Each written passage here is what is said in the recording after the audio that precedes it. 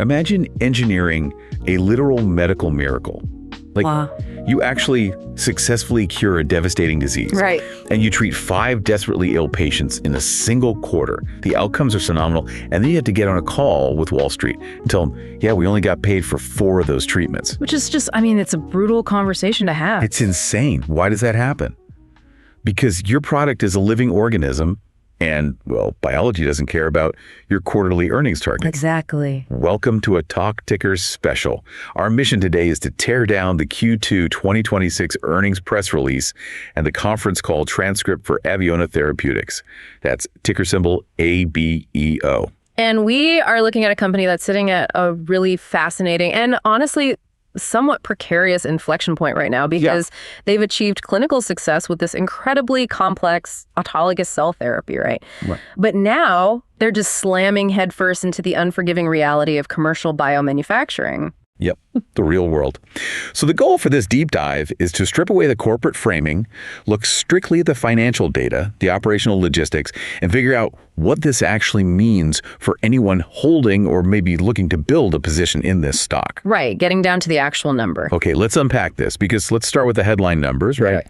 On paper, we are getting incredibly mixed signals here. Very mixed. Abeona reported net revenue for their flagship therapy, that's ZEVASKYN, of $11.4 million for the second quarter. Right. And that is a 31% sequential jump from the $8.7 million they brought in during Q1. Now, a 31% quarter-over-quarter revenue increase, I mean, that usually has growth investors completely thrilled. Oh, absolutely. It shows the demand is absolutely there, right? The commercial rollout is accelerating. But the enthusiasm just kind of skulls out the moment you move further down the income statement. Right, because of the net loss. Exactly. The net loss for Q2 widened to $20.2 million or 4.35 per share. Yeah, that is a heavier loss than Q1 $17.1 million, which was 0.30 cents a share. And they're currently sitting on a gross margin of 63%, backed by $146.8 million in cash and short-term investments as of June 30th. Right. And that $146.8 million cash runway, that's like the ultimate defensive metric here, isn't it? It's their lifeline. Management believes it's enough to get them to a cash flow positive state. But the part of the transcript that completely broke my financial model, and I need your help with this, was the relationship between that widening net loss and their operating expenses. Yeah, the math is a little counterintuitive at first glance. Right. I need to break down the math here because the company's actually spending less money to operate. Like research and development, R&D, that fell to $5.0 million from $9.6 million on the prior quarter. Well, so the R&D drop makes perfect sense when you look at the Q1 baseline. Okay. The first quarter included this massive $7.0 million one-time upfront cost for in-licensing, a totally different asset, right? Called ABO 701. Oh, right. The licensing fee. Yeah. So that expense essentially just evaporated from the Q2 ledger, and that creates this massive drop in the baseline R&D spend. Okay, fine. So the R&D drop is accounted for. But selling, general and administrative expenses, SG&A, that also dropped. It did. It fell to $15.8 million from $19.5 million. And the CFO, Joseph Pisano, he attributed that to fewer engineering runs and reduced manufacturing training costs. Right.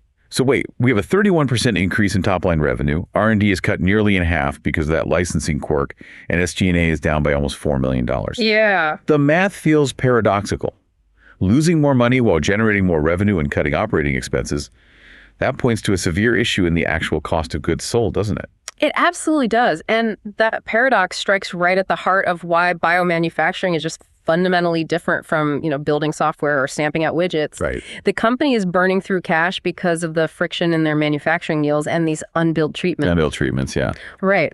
Pisano stated explicitly that their manufacturing costs are largely fixed. I mean, they are maintaining highly specialized clean rooms, they're retaining these highly trained scientific staff, and they're running complex biological processes, whether they treat one patient or 20. So the overhead is just constantly burning. Exactly. When your costs are fixed like that, gross margins rely entirely on sheer patient volume to offset the overhead. But in Q2, the most damaging factor was that they actually treated patients they couldn't legally bill for. Okay, let's stop right there. Because to understand how a company can deliver a functioning medical treatment and not get paid for it, we have to look closely at what ZEVASKYN actually is. Yeah. And the logistical nightmare of delivering it. So this is a gene-corrected cell therapy for RDEB, which is recessive dystrophic epidermolysis bullosa. Right. Which, for those who don't know, is this severe, super rare genetic skin disorder where the patient's skin is incredibly fragile. I mean, we're talking blistering and tearing from even minor friction. It's a horrific disease. And treating it, you have to understand, this isn't a pill or a standard injection you just pull off a pharmacy shelf. Right. It's an autologous therapy, meaning the treatment is built entirely from the patient's own biological material. Which is where the nightmare starts. Exactly. The clinical process begins with taking a biopsy from the patient. That tissue is then put on a plane, sent to Abeona's manufacturing facility, where they literally genetically correct the cells, cultivate them, and grow them into these viable cell sheets. Wow. And then those sheets are transported back to a specialized hospital to be surgically grafted onto the patient's wounds. And here's the true operational bottleneck, right? Once those cell sheets are fully manufactured, they have a strict 84-hour shelf life. Yes. 84 hours. Trying to coordinate this procedure is like trying to coordinate a massive wedding where the cake is set to explode exactly 84 hours after it comes out of the oven. That is a perfect analogy. The choreography required at the hospital level is just staggering. I mean, the chief commercial officer, Madhav Vasanthavada, he detailed this real-time coordination across so many stakeholders. Right, because you're locking in biopsy dates, you're reserving operating rooms. Exactly, and you're aligning the schedules of dermatologists, surgical specialists, anesthesiologists, plus the broader hospital staff. All for this one patient. Yes, and everything must perfectly sync up with that 84-hour window of product viability. Which leaves literally zero margin for error. Like a canceled flight, a sick anesthesiologist, or a patient who suddenly isn't healthy enough for surgery, that throws the entire multi-million-dollar process into absolute chaos. Utter chaos. And that leads us to the patient numbers from Q2, because Abeona successfully treated 5 patients with ZEVASKYN, carrot, but management only recognized revenue for 4. One entire treatment was just written off. Written off completely, and the clinical outcome was successful, right? The patient actually received the therapy. They got the sheets grafted on. Right. But Abeona had to eat the entire cost of goods sold. And what's fascinating here is why this happens. It's because of a very strict revenue threshold that's tied to the manufacturing yield. Okay, break that down for me. Sure. So a single batch of ZEVASKYN N can yield a maximum of 12 cell sheets. Now, while they averaged about 5 sheets per lot in the phase 3 trials, they are now seeing a very healthy average of 9 sheets per lot in the commercial setting. Okay, 9 sheets is good, but the magic number for Wall Street is 4, right? Exactly. The manufacturing run has to yield a minimum of 4 viable cell sheets to be billable. Wow, so if a batch only yields 3 sheets... It's still completely safe, it is on label, and the hospital will still absolutely apply it to the patient. Because the patient desperately needs it. Exactly, but Abeona won't charge for it. That is just wild. Biological variability is just directly attacking the predictability of their financial statements. It really is. The CEO, Vish Seshadri, noted that cell yield can fluctuate based on, specific anatomic location of the biopsy, the patient's real-time health status, and honestly, just the natural, unpredictable growth characteristics of living cellular samples. Because you're taking these from severely ill individuals. Right. It's living biology. You can't control it like a machine. And the variability doesn't even stop at the cellular level. The commercial officer also flagged 2 last-minute patient cancellations during the second quarter. Yeah, that was a huge hit. These were patients whose underlying health deteriorated unexpectedly in the days leading up to the biopsy. And because of that 84-hour exploding cake logistical web we talked about, can't just call up another patient and slot them into the operating room. No, not at all. That manufacturing slot and all the associated fixed costs are simply lost. Money burned. Gone. And the friction even extends into regulatory compliance. Oh, right, the out-of-spec batch. Yeah. Moving into the third quarter, they encountered an out-of-specification batch where, once again, no revenue could be recognized despite the product being completely safe to use. Right.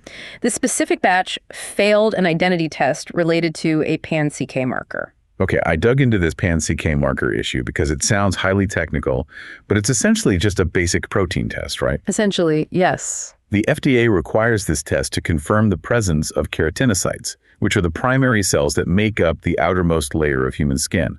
So it's literally just a test to prove the cell sheet is actually made of the correct biological material. Exactly. But the truly wild part of the transcript is how the specification for this test was originally established. This is where it gets crazy. The CEO admitted that during their phase 3 clinical trials, they didn't even use this specific pan-CK marker identity test. Really?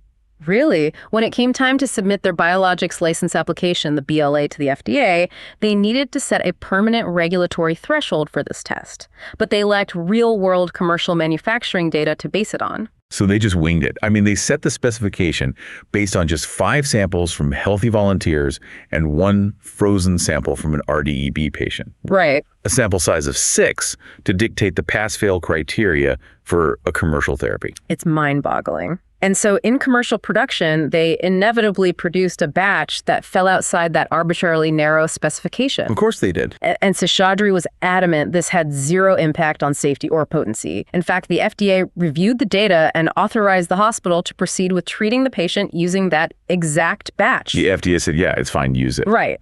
But because it technically failed the BLA specification on paper, Abeona was barred from recognizing the revenue. That is maddening. I mean, they are currently working with the FDA to widen those specifications using actual real-world data now, but in the near term, it is a massive, unpreventable hit to the balance sheet. Huge hit. And because these batches fail unpredictably and patient health fluctuates so rapidly, management has completely changed how they communicate their financial outlook to Wall Street. Right, the big reporting pivot. They are entirely abandoning the reporting of leading indicators. Yeah. Previously, the CFO was providing investors with metrics on scheduled biopsies and patients currently in the screening funnel. You know, they were trying to offer a transparent look at the future revenue pipeline. Right, giving analysts something to build their models on. Exactly. But moving forward, they will only report completed revenue-generating treatments. Which is a purely defensive maneuver. I mean, they realized that offering future estimates was actively destroying their credibility with analysts. Absolutely. If you tell an analyst you have 4 biopsies scheduled, that analyst just drops 4 revenue-generating treatments into their financial model. Because that's what analysts do. Right. But as we've seen, 2 patients might fall ill, 1 batch might only yield 3 sheets, and 1 might fail a pan-CK marker test based on a clinical technicality. Leading indicators were turning into broken promises through absolutely no fault of the company's operational execution. Yeah, they were setting themselves up to fail the expectations game.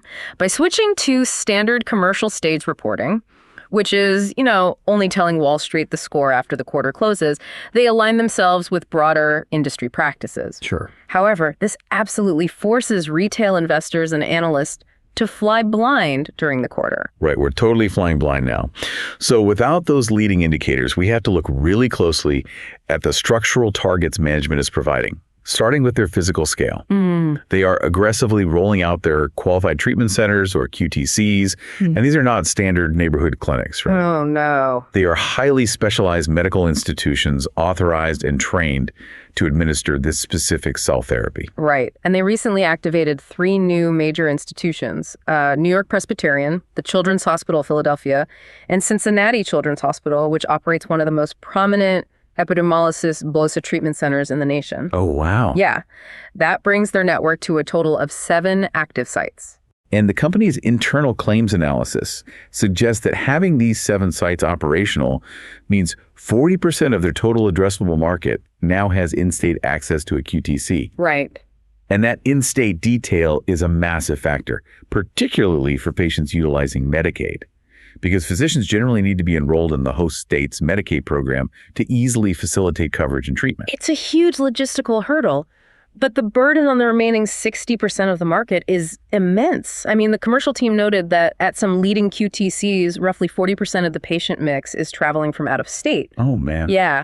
Asking a patient whose skin literally blisters from the friction of a car seatbelt to travel across state lines for a highly complex surgery. Yeah. It is a monumental undertaking. It's heartbreaking to even think about. And that friction is mirrored by the administrative burden placed on the hospitals themselves, isn't it? Oh, entirely. The chief commercial officer emphasized that ZEVASKYN is the first surgically applied autologous cell therapy in the field of dermatology. Like, hospitals have no existing playbook for this. None. It is a radically different operational lift compared to, I don't know, stocking a new topical cream in the pharmacy. Which perfectly explains the immense variability in activation timelines across their network. I mean, the CEO highlighted the Children's Hospital of Philadelphia as this exceptional case study in efficiency. Right. They achieved full activation in May and successfully completed their first patient treatment in July. That's super fast. A turnaround of barely 2 months. Yet in the same breath, he acknowledged other sites in their network were technically activated 12 months ago and still haven't treated a single patient. Wait, 12 months with zero throughput. Zero. The delay stems entirely from administrative red tape, right? Exactly. These hospitals have to run the therapy through their pharmacy and therapeutics committees, establish entirely new prior authorization protocols with insurers, negotiate payer agreements from scratch, and build the internal surgical logistics frameworks. It's a mountain of paperwork. But once that bureaucratic infrastructure is built, management's stated goal is a steady state cadence of 1 patient treatment per month per QTC. Okay, 1 a month per site. Right. If they can achieve that across the current 7 centers, that translates to 21 treatments a quarter. And given the premium pricing of ZEVASKYN YN, 21 treatments a quarter would radically transform the balance sheet. Oh, absolutely. Management is guiding for gross margins to expand to between 85% and 90% once they reach that full operating capacity.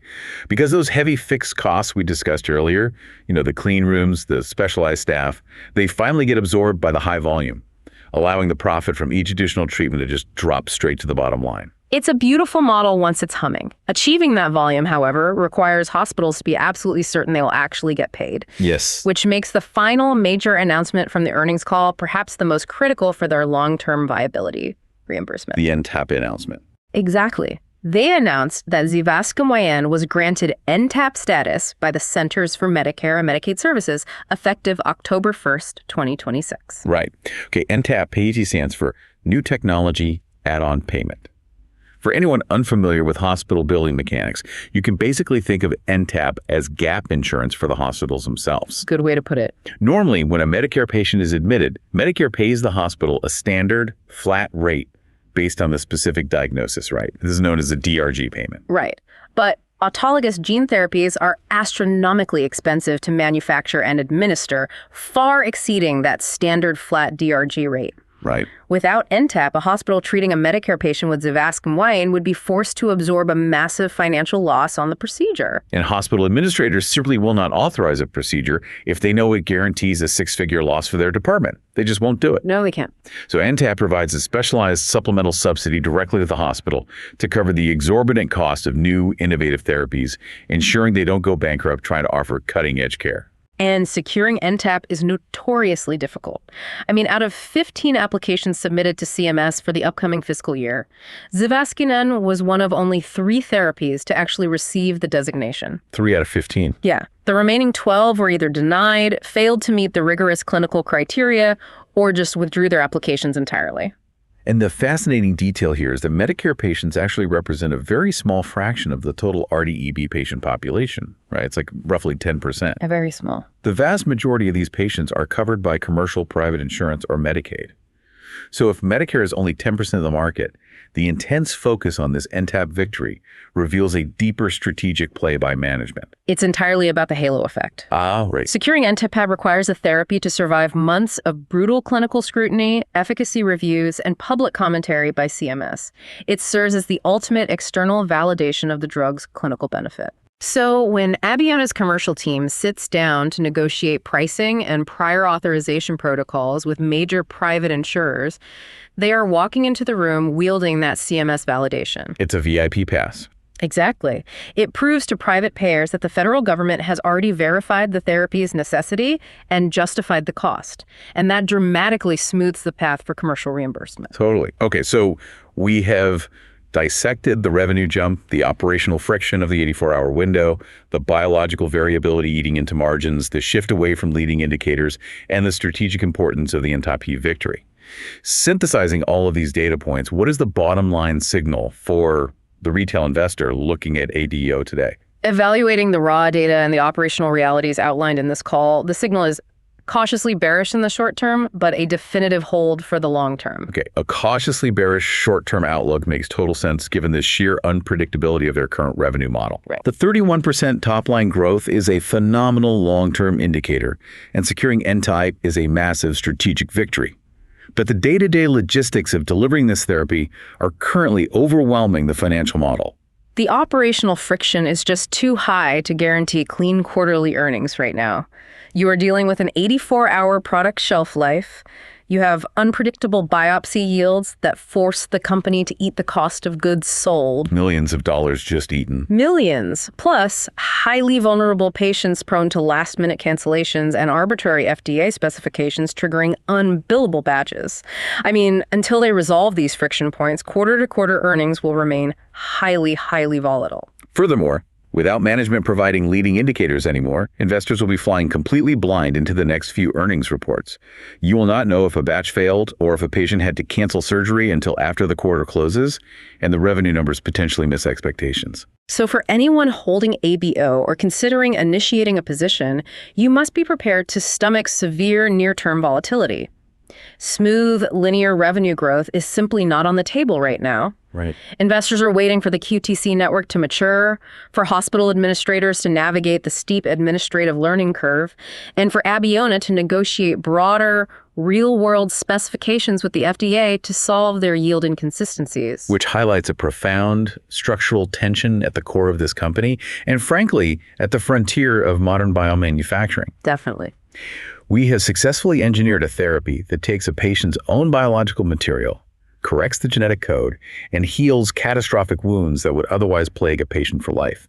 It is an undeniable medical miracle. It really is. But if a therapy is a clinical miracle for the patient, yet an absolute logistical nightmare for the supply chain bound by 84-hour ticking clocks and the inherent chaos of living biology, can the business model ever truly catch up to the science? And that is the multi-million-dollar question defining not just Abeona, but the entire autologous cell therapy sector. Yeah. The science has arrived. Now we watch to see if the commercial infrastructure can actually support it. And that is exactly where we will leave it for today. Keep your eyes on the data, stay curious, and keep diving deep.